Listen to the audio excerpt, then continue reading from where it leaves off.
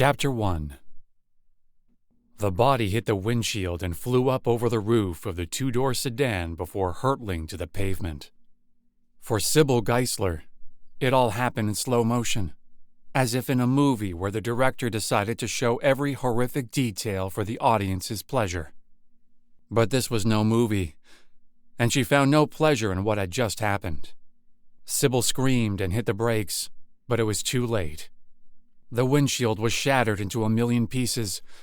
The only thing keeping the windshield from falling completely apart was a layer of PVB plastic between the two layers of glass.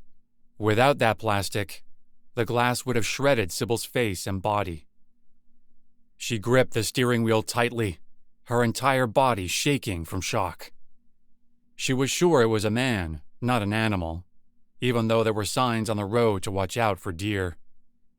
She had looked into his eyes before she drove into him. It happened fast, but she was certain their eyes had met. She thought she saw fear in those eyes. Maybe it was the reflection of her own fear that she had seen. She glanced up at the rearview mirror. She could see the body some 8 feet away. The road was dark.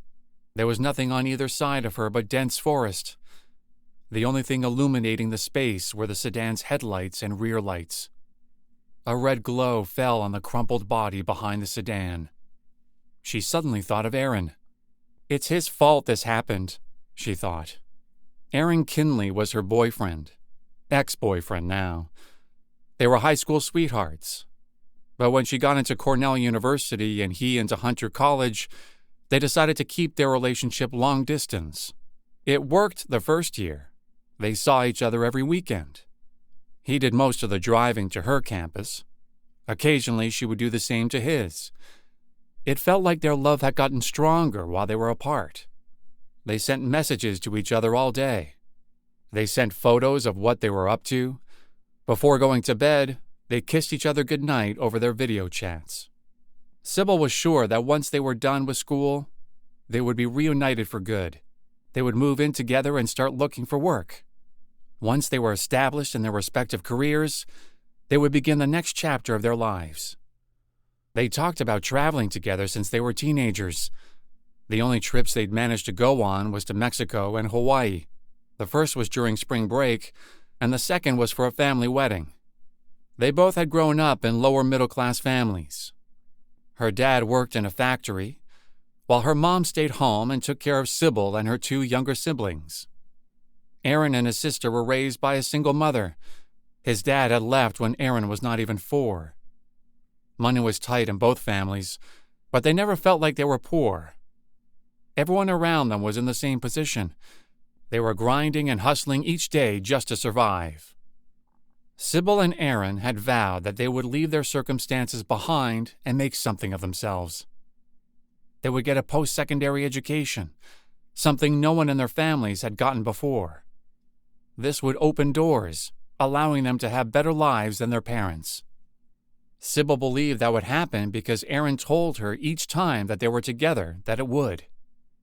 She imagined that once they were together, Aaron would take her on a special trip. During a beautiful sunset on the beach in Maui, or with the Eiffel Tower in the background in Paris, or even the magnificent mountains of Colorado behind them, he would get down on one knee and propose to her. He would tell her how much she meant to him, that he was not complete without her, that she was his inspiration to be a better man. She would be in tears listening to him profess his true love for her. She would say yes, of course, and then he would place a ring on her finger, and they would kiss. The moment would be special. The moment would be one of many as they embarked on a life of marital bliss. But that was nothing more than a dream. One that she had created in order to fool herself that everything was okay between her and Aaron. Chapter 2.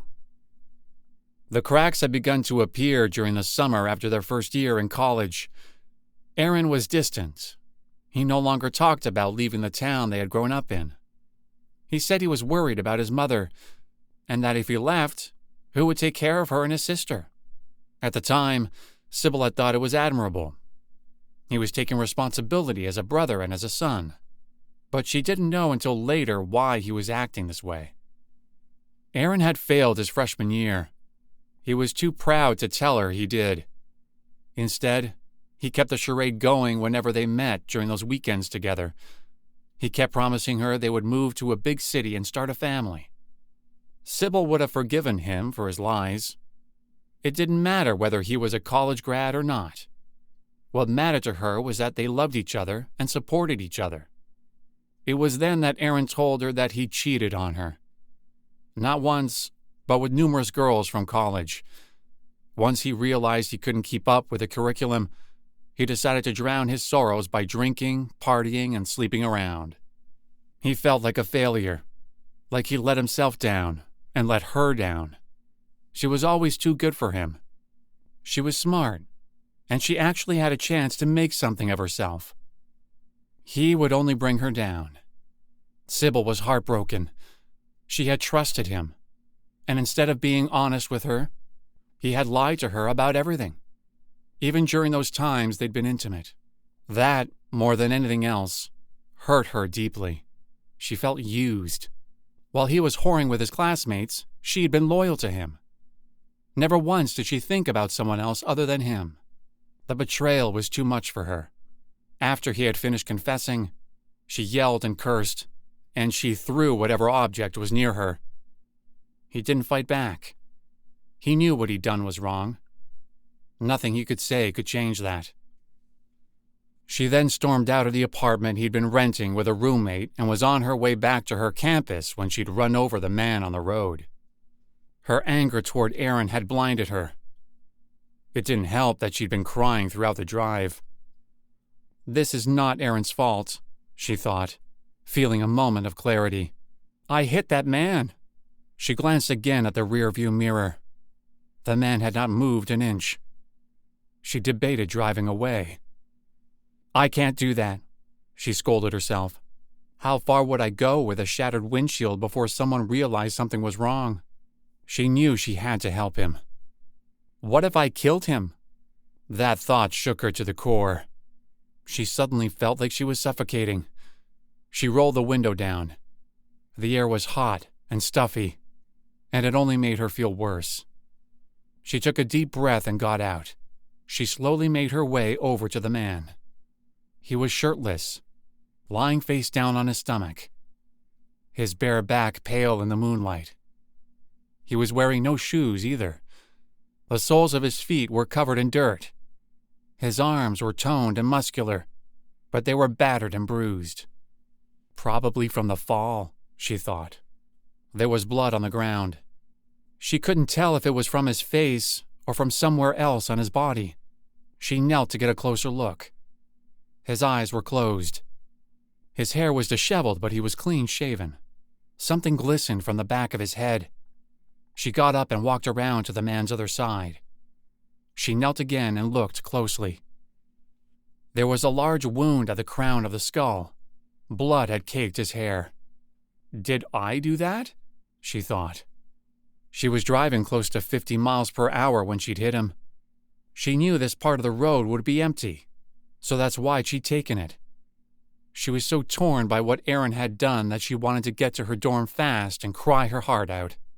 Her roommate was visiting her family, so she had the place all to herself. She had planned to call her mom later that night and tell her the news. Her mom knew how to make her feel better. She always did. She'd tell her to come home. Sybil would agree to drive over the coming weekend. Over coffee and junk food, mother and daughter would talk. Sybil would then plan the next steps in her life, one that didn't involve Aaron Kinley. She noticed the man's wrists were bound with plastic zip ties.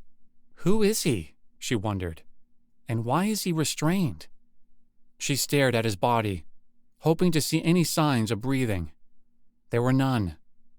His body was rigid. He was dead. Sybil knew she would call 911. She would tell them what happened. If it was her mistake, she would pay for her crime. Nothing could be worse than being lied to and having her heart broken. Plus, she didn't do anything wrong. He had come out of nowhere. She looked across the road. The forest was dark and ominous. Did he come from there? She thought. But why? She had pulled out her cell phone when she heard a sound. She stopped and listened carefully. The sound was just above a whisper, like a groan, and it was coming from the fallen man. He's alive? Sybil thought.